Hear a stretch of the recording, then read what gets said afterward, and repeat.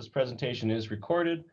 As always, I'm your host, Ben Harmon, and I lead up the financial literacy team here with Kate Flowers, my co-host. We've been doing these series for about 7 months now, changing on different topics from budgeting to this month concentrating on consumer protection or member protection. If you tuned in last week, we did a 15-minute webinar on phishing and how to beat it. This week, we are touching on scams and fraud of Southwest Michigan. So these are ones that have actually been present here, have happened to our guests or members, and is something that we want to share with you. So as always, I definitely want to start off today with doing a quote. So curiosity pulls people into the scam. You know, I like that quote because it does ring a bell. You know, when people see something that sounds too good to be true, chances are it is. And sometimes we act on that emotional quick reaction, that knee-jerk reaction that we sometimes try to avoid. And sometimes it's very appropriate to have that knee-jerk action, but we definitely want to slow down and make sure that we're doing it right. So when we first start, I like to touch base on mail scams because there's quite a few different ones that have been hitting the areas. And this might not be right today, but this has been over the last few years or even within the last year. We've seen a lot of things change the way that fraud happens, but these are still very good scams that do show up currently.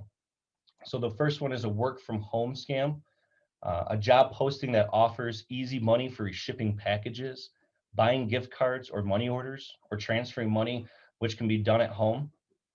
So those are, you know, the secret shopper, or just leave a review. And there are real places that pay money for that. That's the thing that gets people, and that's why it seems like it's legit, is because that does happen.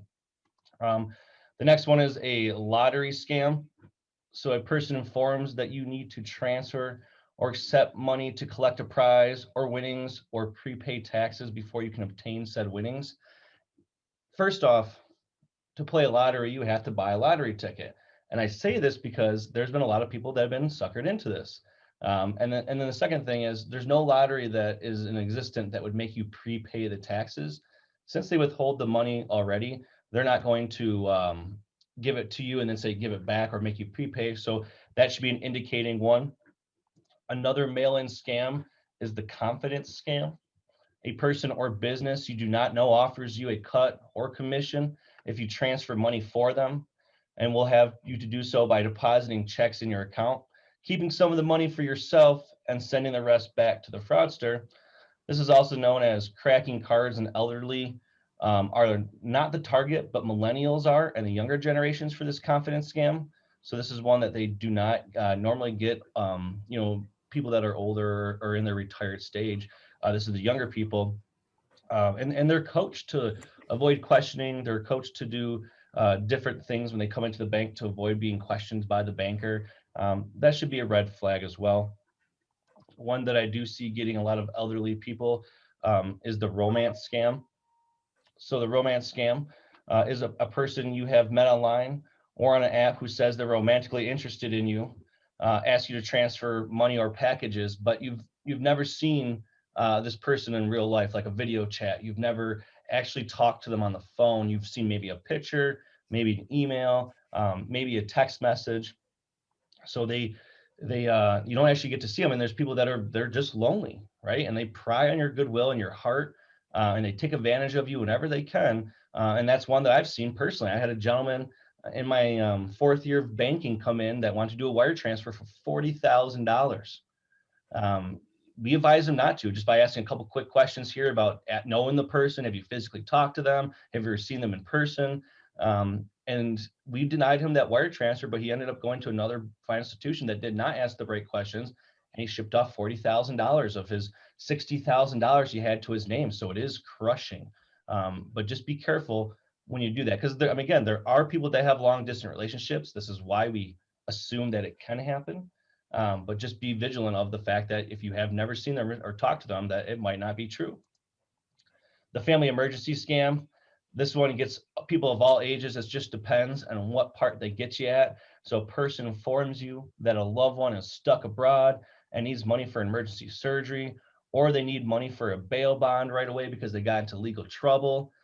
We've had one recently that started off as an email scam where the member was contacted They were advised that one of their loved ones was in trouble, and the lawyer put them on a gag bond, a gag order, which meant they couldn't talk to anybody about it because it messed up the case. So this person comes in, withdraws a large sum of money, and they put it in a bag on their porch. Now, we were able to catch this, but this is a real scam that does happen, and it's local. So people literally put money on their porch, and then people would come up and grab that money, and then, it's not. The best way to avoid the family emergency scam is asking them what your niece's or nephew's or loved one's name is. If they get you on the phone, if it's via email, here's what you do: just hang up or pick up your phone and dial that person they're talking about, because they'll probably be sitting right where they're supposed to be, not have anything in any bit of trouble or any kind of in pain.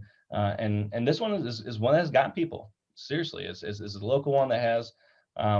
Another one that gets our younger generation is our fake job scam. You get a lot of people that have gotten out of college or trade school and they haven't really applied themselves enough, so they're kind of in the sea of everybody else, and so they're desperate to get a job. So all of a sudden, here comes this fake scammer that posts fake jobs ads for nannies, caregivers, virtual assistants on job sites, or they may send emails that look like they're from someone in your community or as part of an organization, like your college or university. If you apply, the person who hires you might send you a check. They will tell you to keep part of the money for your services and then send the rest to someone else. With all these check fraud, you put the money in your account, and a lot of people don't realize that real checks can take up to 30 days to clear, that your financial institution just gives you access to those funds as a courtesy. And so even though it's available in your account, it doesn't mean that check is cleared. But generally what happens is you do the transaction, you give the money out, and then a few weeks later that check's returned. Your account's now overdrawn the money you gave plus the money you probably spent on that check. And this is where people get into trouble. So the next one I want to talk about is phone scams. Phone scams are also very rampant. A lot of phone scams will pry on your emotions at the perfect time, usually when you have let your guard down. What they are in search of most often is your banking information to push through unauthorized charges. The first one, which is the one I'm seeing most often, is the fake IRS agent. The IRS initiates most contacts with taxpayers through regular mail delivered by the U.S. Postal Service first. It should not be out of the blue that you would receive a phone call from the IRS. They will generally try to contact you standard mail.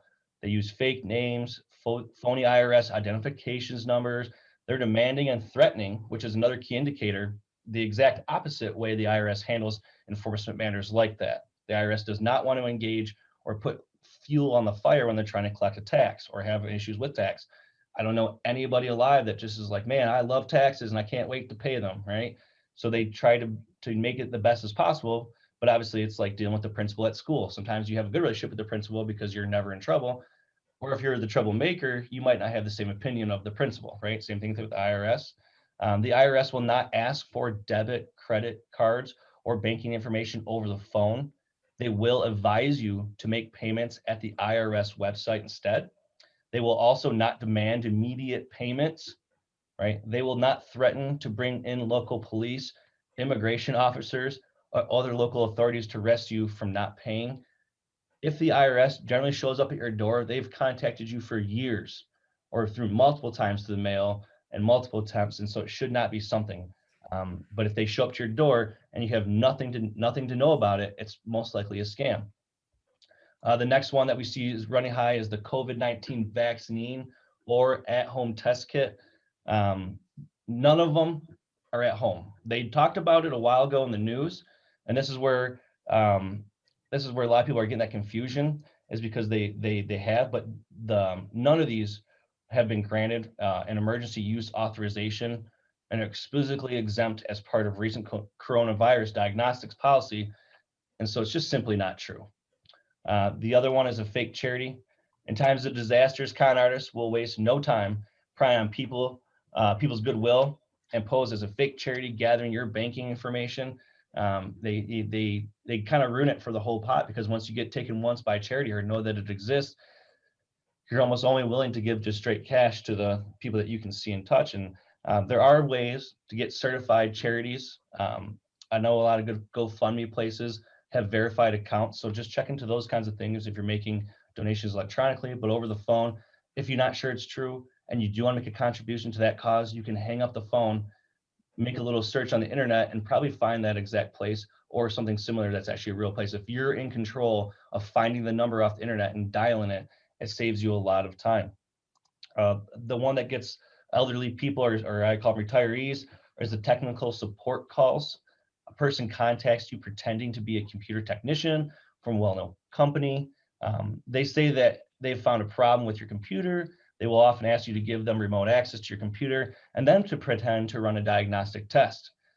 Then they try to make you pay to fix a problem that doesn't exist. This is one that definitely hits the elderly the most. I've seen elderly in my own experience of dealing with this coming in, and it's not like they just did one hit. They've left malware on there, and they keep on replacing something on there to make the computer look sick. And then guess what calls later that afternoon? It's the phone technician. And I've seen people being had for hundreds of dollars multiple times because they think their computer's broken. And again, it's unfortunate the group they go after, but this is one that's been very rampant for sure. The fake free vacation one, I had a buddy, and all of us, I'm 35, so all of our friends are, we're not fresh off the truck, but we definitely have seen a thing or two. And he's won a fake cruise, and we told him it's not real, it's not real. All of our friends told him, and this is the sick thing they play, is because they get you so emotionally tied or so intrigued or with your curiosity that you just literally deny advice from your trusted advisors or your loved ones, right? They just tell you, you want a free cruise and you got to act now, and they have to verify with your full social security number. And you're just like, well, I got to do this because I want this cruise. Because I mean, especially people nowadays, once it's safe to travel, I think we're going to get a big boom. So be on lookout for this one coming up, especially as things start rolling back to being, less mask or traveling's better, because this will be on the rise. And then the one that I always see on the regular is their credit port issue. This picture here this is exactly what was texted to my phone. I received this as I was making this presentation. As you can see, it says Equifax has flagged your account for unusual activity. Last day to resolve. So they make some kind of effort to give you that security where it's like, go fast, go fast. So these are a majority of the mail and phone scams. I know a lot of you might be saying where to start. Well, be vigilant, right? Do some research. You'd be surprised what 1 or 2 minutes of research online can help protect yourself. Ask a trusted advisor, and it's not necessarily, doesn't have to be the bank. I do recommend reaching out to your financial advisor at the bank. However, a trusted advisor could be your significant other, one of your best friends. Maybe it's your parent, someone that you think to have a wise shoulder, and just run it by them. And then lastly, breathe. If something comes at you and it's coming fast and you feel your emotions rising, all these things, that's exactly what they're trying to do. And just take a deep breath. Think about it for a couple of minutes before you act. And again, I know I said it already, but do some research. If you get a check in the mail or a phone call, chances are if you throw that in Google or just search it any other way, it's not the first time that someone's attempted these scams, and it's going to be noted, and you protect yourself. And then lastly, as we've been trying to just protect you overall from fraud and scams in general, these are the tips to live by. If it sounds too good to be true, it probably is. Again, to win a lottery, you have to buy a lottery ticket. Avoid hyperlinks, or at least hover your mouse over them before you click on it to make sure that the company's name is in that web link, because chances are it's not. Avoid attachments from especially from unknown senders or in general. There's only text documents. They're only things that are safe from having types of malware and stuff like that. Be careful if it creates a sense of urgency, as we talked about in some of these ones here. That's how I get you. And then lastly, change your password. Don't use the same password at multiple sites. Don't just change a special character after it. Don't have, those things. You see those Facebook posts out there that says, it's like, tell me about yourself. And it'll be like, where you grew up, when was your first kiss, all these things. And people just answer it and put it back. So they think it's like some kind of like survey or something like that. You're just giving away your personal information. So if you participate in some of those things, change your password. And so that's actually all I have today on this topic. As always, check out our member protection page. If you pull your phone out and scan this QR code, you can go right there. This is where we're going to keep up to date on a lot of our webinars and things that need to know, as well as other things like our first-time home buyers and other webinars we might be pumping out that month. So always do check back, and I do want to thank you for tuning in. Was there any questions that we had today?